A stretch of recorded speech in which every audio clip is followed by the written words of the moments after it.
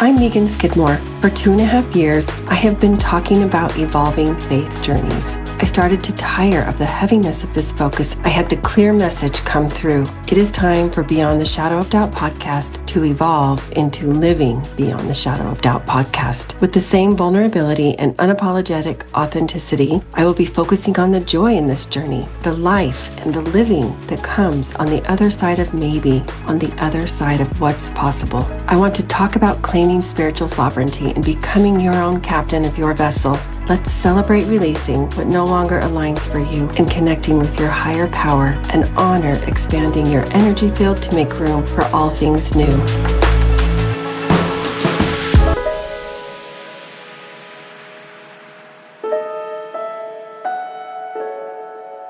The vibration is high this month on Living Beyond the Shadow of Doubt podcast. Pretense is dropped and caution thrown to the wind in each interview. I am dropping a new episode daily, spotlighting one of the amazing, soul-led, heart-centered authors of JOA Publishing, or JOA Publishing, founded by Keira Brinton. Like the namesake for this publishing house, each one embodies the fearless, God-centered spirit left by the legacy of Joan of Arc. Make sure to subscribe so you don't miss a single one.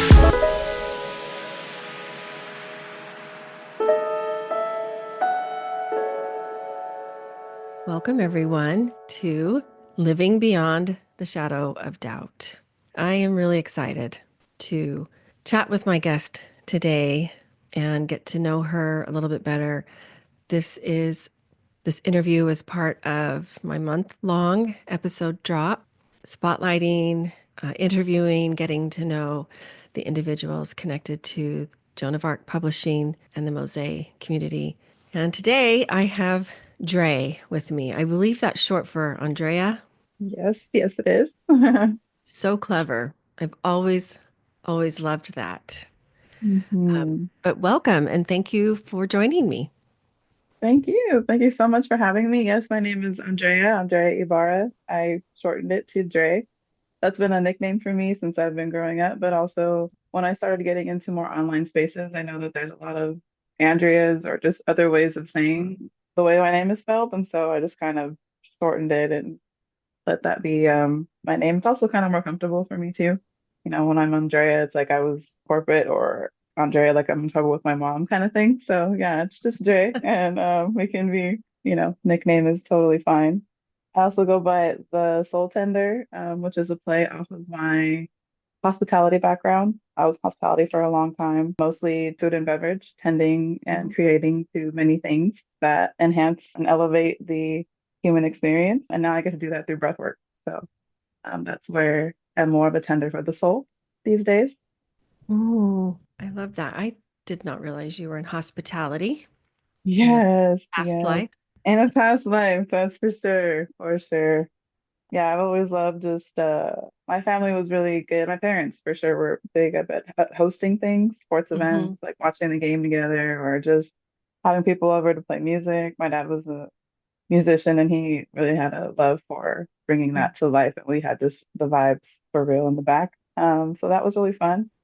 I slowly, not even slowly, just kind of used to putting decorations and stuff together. Kind of just Mm-hmm. led me to that path. Someone told me, it's like, do you know that you can go to school for that, or you can, Yeah. hospitality. And I'm like, what is that? Yeah.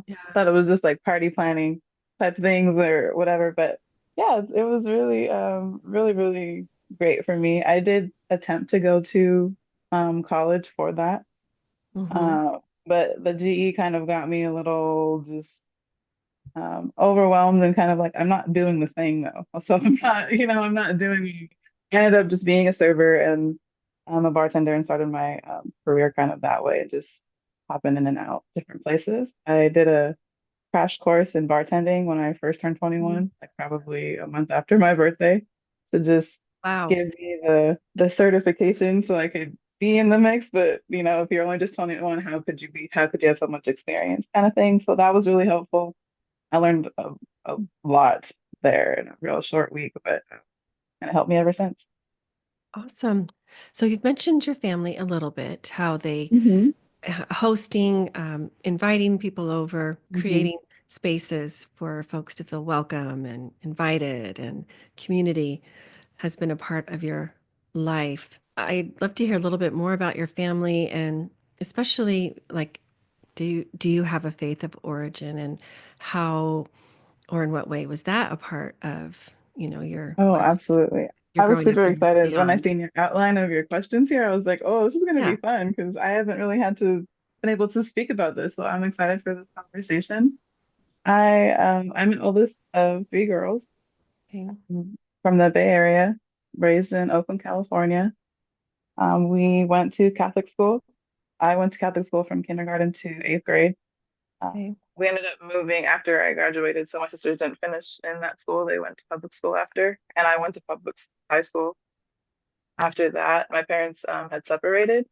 That was kind of like the break Mhm. where we split. But yeah, Catholic school growing up, it's very small, intimate people, and you grow with them for every year. I mean, you're in the same class with the same people for 8 years. So they're like my lifelong friends. I haven't talked to them in a long time, but thanks to social media, we have we're able to see what is happening in people's lives. And I mean, whenever we do talk, it's like pick up right where we left off. So I'm very, very grateful and thankful for that. And that I think goes back to our community as well. Just, Yeah. we're all families just in the mix. And you see people, when the carpool lane comes and you know what car is pulling up. It's very rare when you know whose car it is, but that's how we grew up, where you're just like, oh, so and so's leaving, like your dad's here, or, whatever. So I was very, very thankful for that. Church was a different kind of thing where my mom, she didn't go to Catholic school, but my dad did go to Catholic school and he Mhm. was an altar server and all the things. And so he was very like,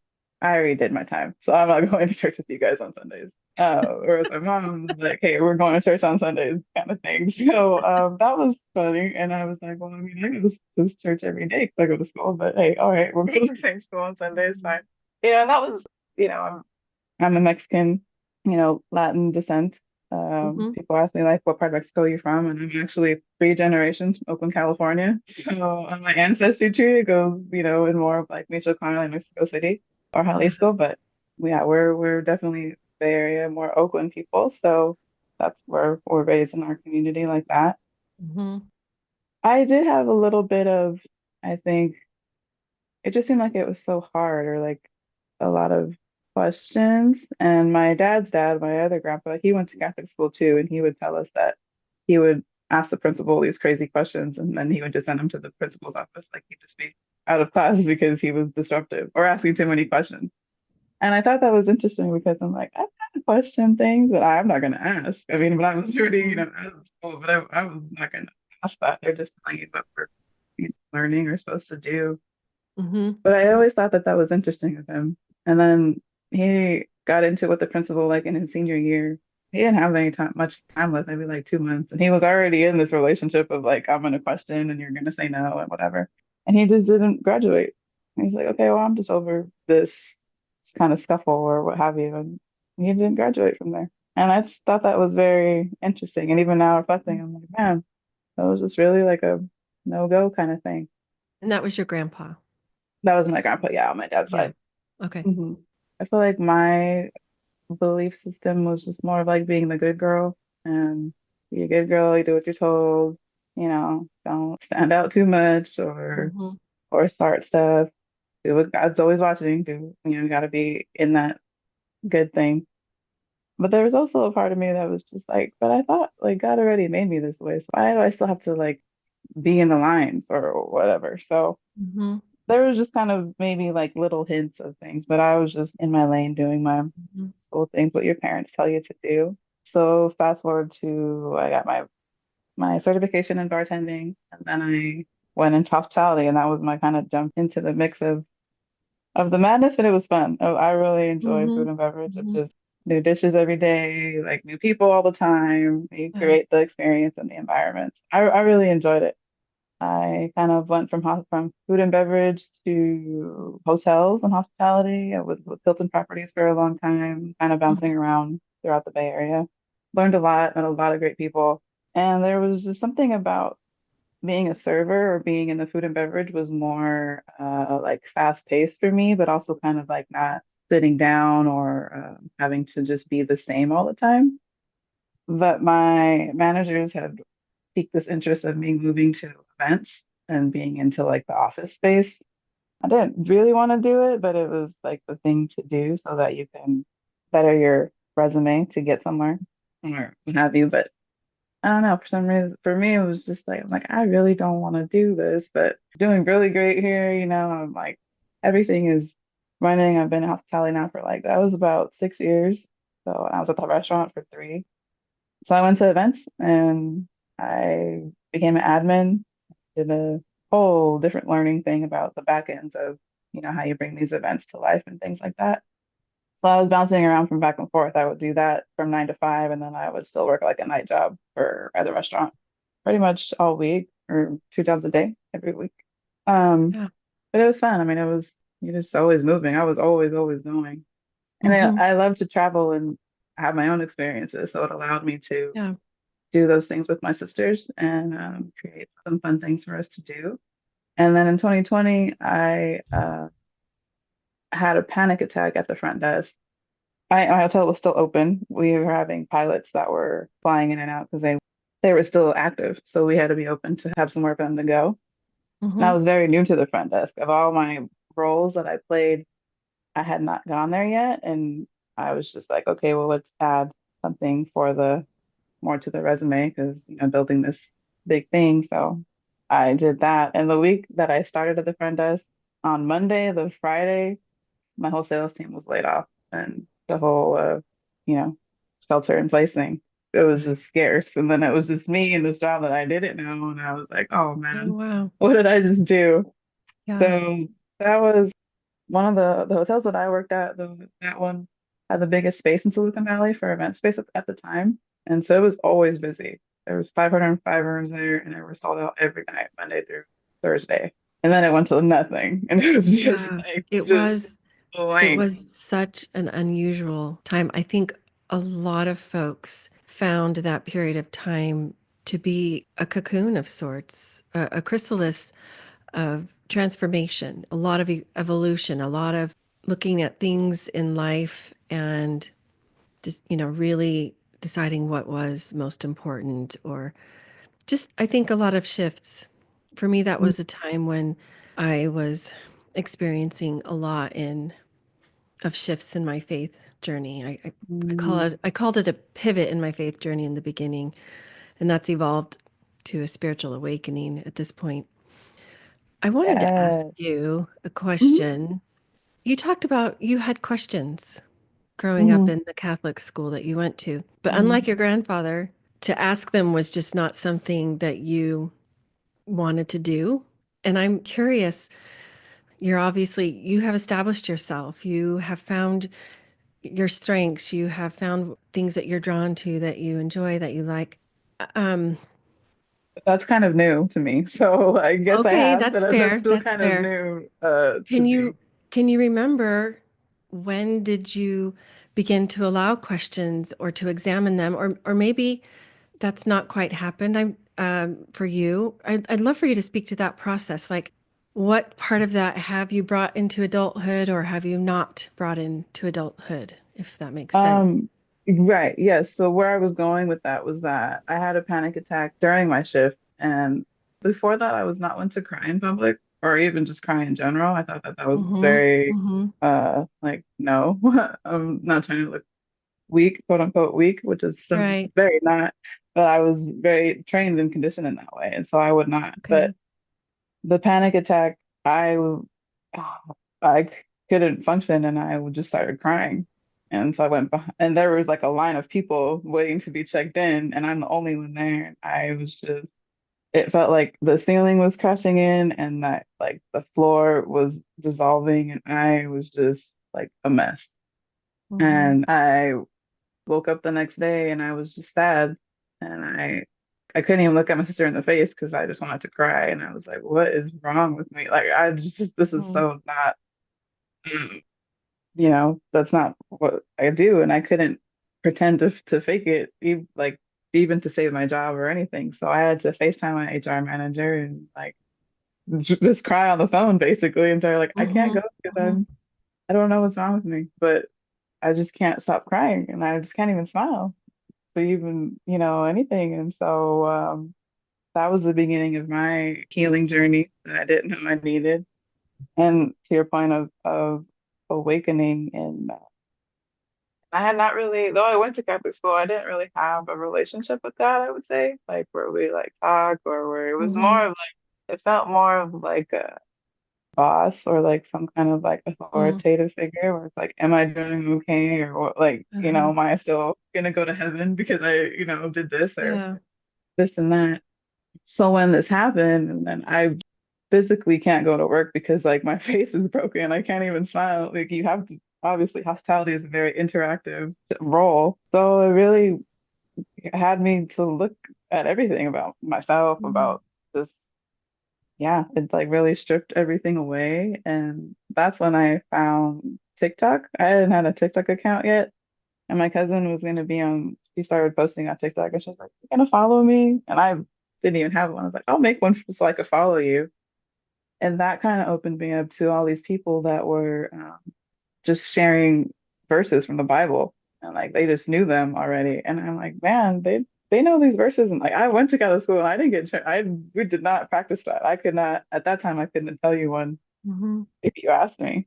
And so it just kind of shifted me into more of a, okay, well, I know God's real and I know that, even though I don't know what the heck is happening now, I don't know where I'm going to go or how am I going to get back to work or what, but kind of like I didn't have anything else to go on. And so I was like, well, I have a Bible, like let me open it up kind of thing. And so that's how I Mm-hmm. kind of started with kind of building my own relationship.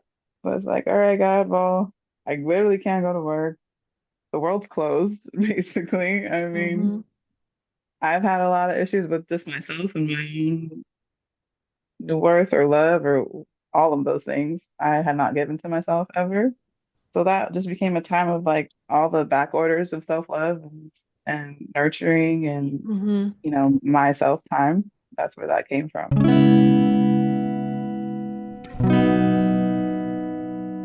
As part of my commitment to giving back, every first Friday of the month, I offer a free coaching hour. Anyone is welcome to join, and you may leave your camera off and change your name if you would like to remain anonymous. This is an opportunity to get introduced to my style of holistic coaching and what it would be like to work with me. Gain real skills, insight relevant to you, and fresh perspective on life circumstances. Each month is a different topic. For those attending, there will be opportunities for a complimentary one-off energy alignment session. Once registered, you will have access to discount codes for my other offerings. To get the link, including all the resources, register to complete the agreement at the link in the show notes.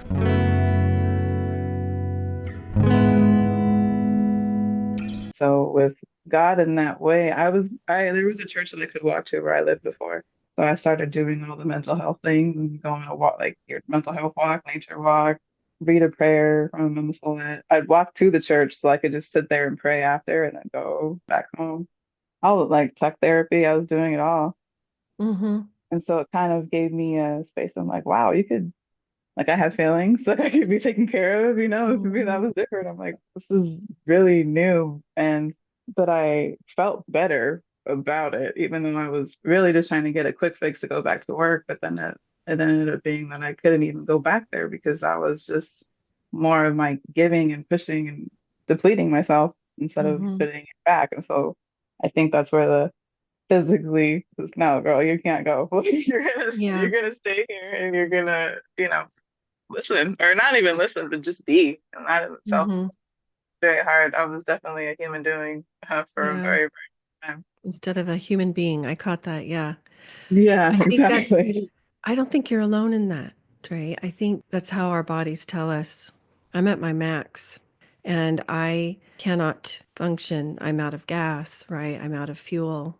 And Hmm. I'm learning so much about how important those messages are. I mean, I have been, I continue to. I don't believe there's ever any point of arrival, right? It's an ongoing Yes. And process. that part too, just to get to even that part to say that is like huge. Mm-hmm. Where it's like, wait, well, where is it at? Am I better now? Am I? And it's kind of Yeah. like, no. When I they think, want to take it from you again. no, yeah, I hear you. I think you kind of reach a certain point and you've peeled off a lot of layers. Maybe you've emerged from that chrysalis And then you find, okay, there's another chrysalis ahead. Yeah, We're going to right. transform some more. I would love to hear, I hear that you started to reignite this faith. You started with the foundation you had been given, right? And looking into it more for yourself, giving more time for and space for your emotional health and your mental health and spiritual health too. I believe it's all connected for sure, Hmm. to Hmm. to our physical health too. Can you think of and share with us some times or moments where you just were able to experience joy, knowing that you were choosing a path that was meant for you, that you were being intentional about this? And nobody knows everything. Some people will tell you that they do, but you felt like you were claiming your spiritual autonomy or your self differentiation, your sovereignty over your being, and feeling confident in that, feeling joyful and maybe even blissful as you're awakening that spirituality inside of you. Hmm. Hmm. I love that. But it's funny how this is all woven in together. But what actually shifted that was when, so I was doing this for like 6 months with the like therapy and really Mm-hmm. putting stuff into myself and going to church, reading the Bible, all of those things. Like, okay, God, like going back to hospitality, I had like a merchandising job. So I was trying to find that like work-life balance. After work, I would go walk and then listen to like either gospel music or Mm-hmm. some kind of podcast in that way. And then in 2021, 3 weeks after I turned 30, and 3 days after my sister turned 26, our youngest sister passed away. And I'm sorry. I that did not was, know that. it's okay. That's all right. That's part of my story, my love story of coming back to myself, really. So, yes, I had all of that, like, kind of, okay, this may be a path, and all right. But then when that happened, I even told God, I was like, you got me. That, like, I don't know about this. Like, maybe we were just doing, like, we were just being us, and that was shattering of everything. Like, my life, my thought life was, what all of it. That was more of my awakening, I would say, or the invitation to be awake and Mm-hmm. not go back to sleep. So that healing journey and before I can say now that that was for me so that I would not be completely put out by losing I my sister see. like that. So that was Right. able for me to give back to me. So since then, since this, it's been just in a more curiosity and like receptive way.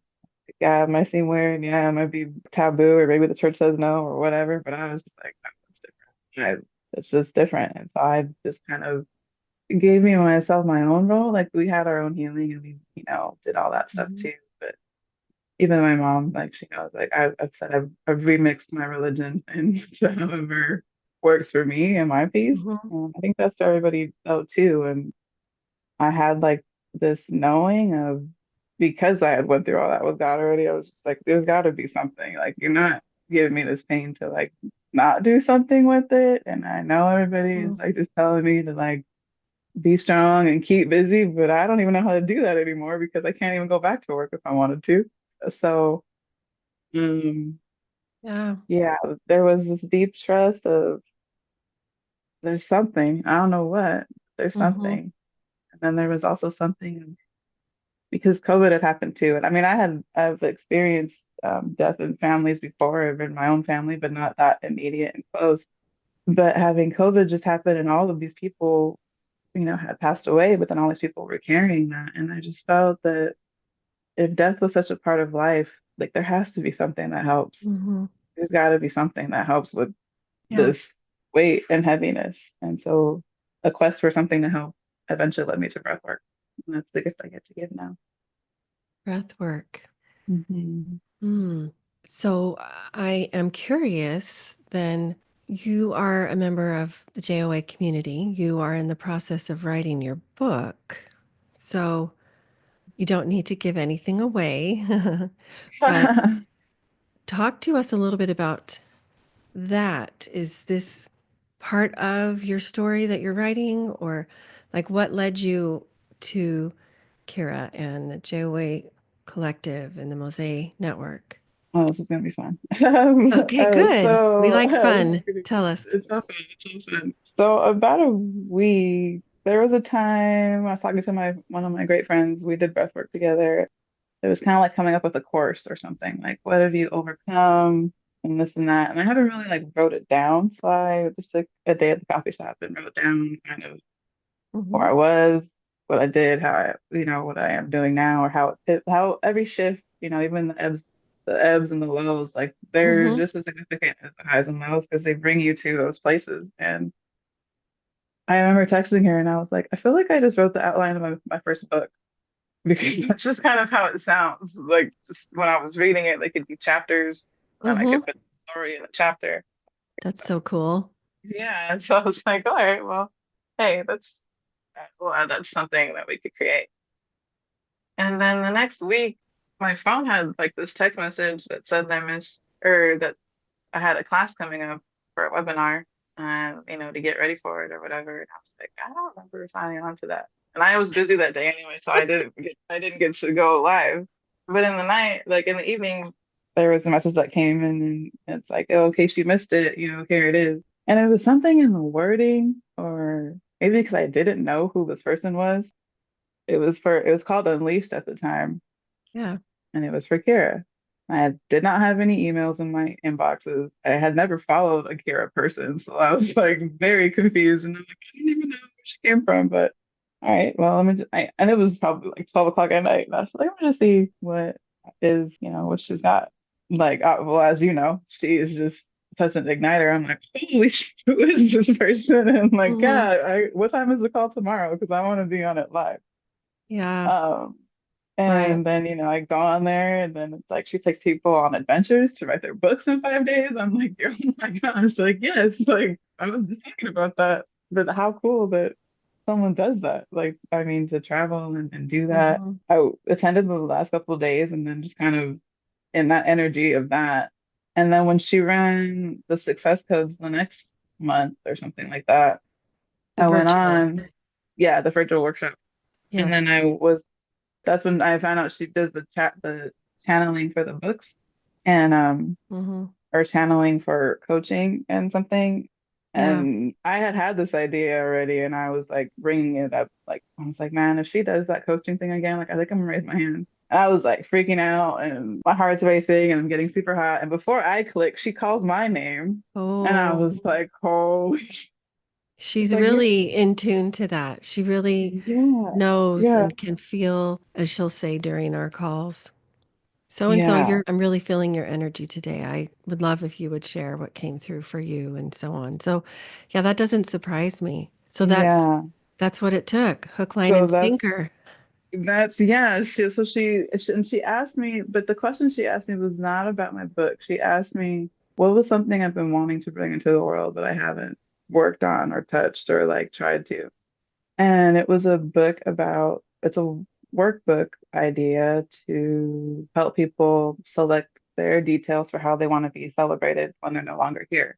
So more of like a Oh, celebration of life planner, workbook style. So that was my idea, or that's what I shared with her that day. And then 2 days later, when she spun the wheel for the subscription membership, I won it. So that's how I got into the Mosaic magic that is all things Kira and JOA. So very yeah, cool. amazing. Really, really amazing. I could not believe. So yeah. That is so fun to know all of that about you. I have seen Mhm. you in our calls multiple times and I love what you share. I didn't know that this was your actual material, this was your actual content that you're working towards. And that really resonates for me. I Mhm. love the idea of instead of planning your funeral in advance to take that burden off of your family. I love this idea of deciding in advance how you want your life celebrated. There's so much more joy there, so much Mhm. more love, even. One thing I have learned about you, Dre, is that it's interesting to me to hear you talk about how much you were in hospitality and how that kind of was a part of your life growing up too. Because in our groups, like you embody that in the way that you just show up to the world. You embody that in what you share to the group, the joy that you bring. You're one of the ones who always will hit the icons to celebrate. Yeah. You're very actively involved that way. And even just your communication, you're so open and loving and present and complimentary.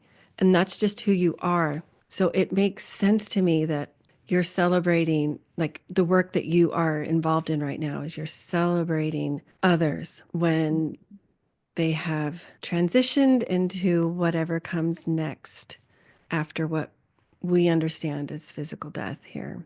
That's Thank really, you. really beautiful. Thank you so much for sharing that. I received that. That's really Thanks. nice. Thank you. Thank you. I Yeah. could chat Crazily with enough, you. though, that idea, yeah, we could get forever. I know, Believe. right? Go ahead and finish, and then I have one last question I like to ask.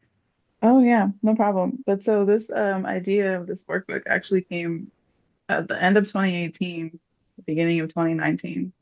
Mm, And then my family, we had went to a funeral like every month for 4 consecutive months. And because of we have a huge extended family, I mean, it was a lot of we see the same people. And at that time, it was a lot of dads.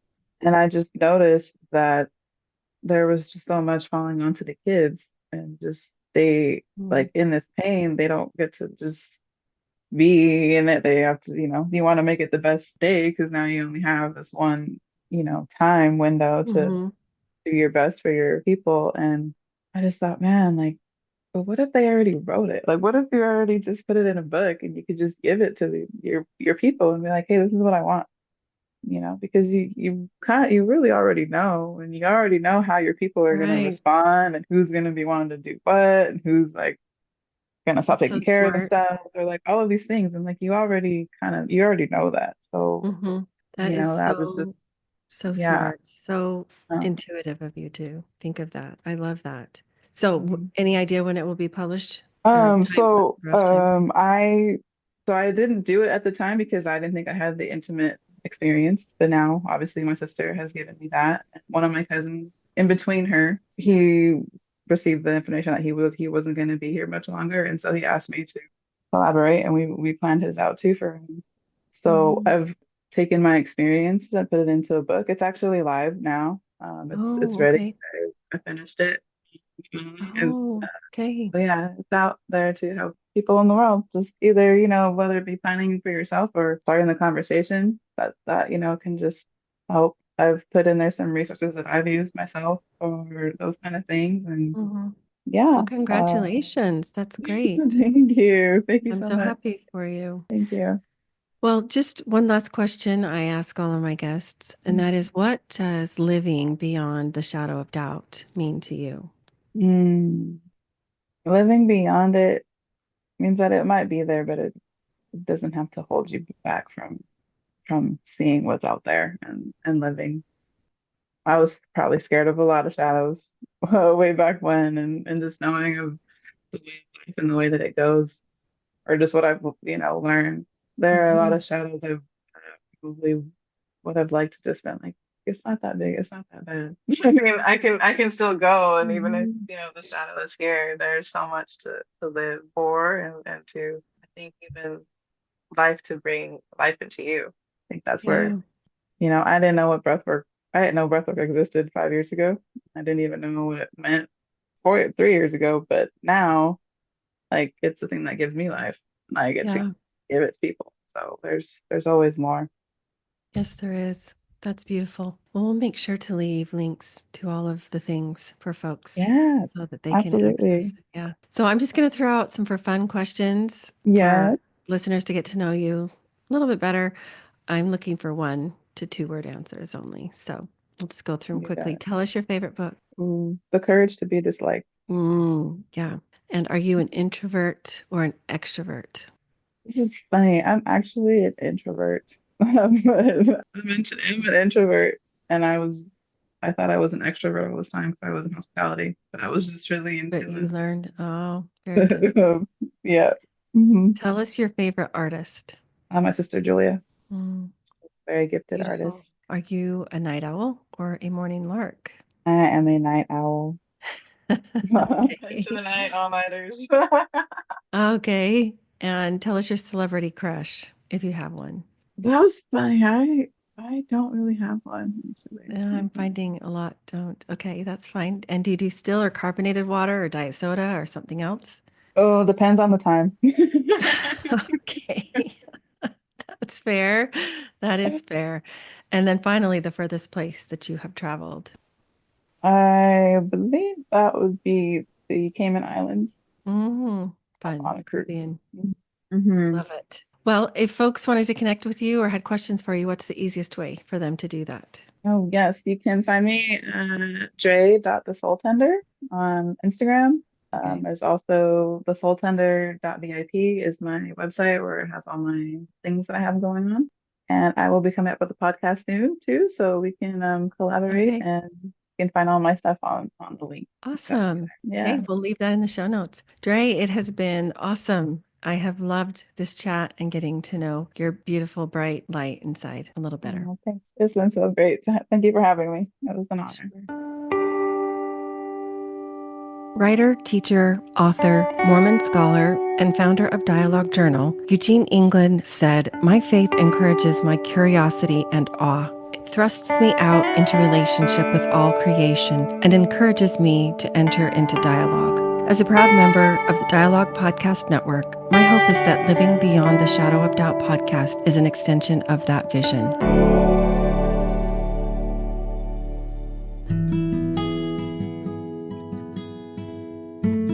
Visit meganskidmorecoaching.com to find this podcast and additional free resources, including the link for a complimentary coaching session. Follow me on Facebook or Instagram for more, or to send me a DM. Help the podcast grow. Please follow, review, and share with a friend.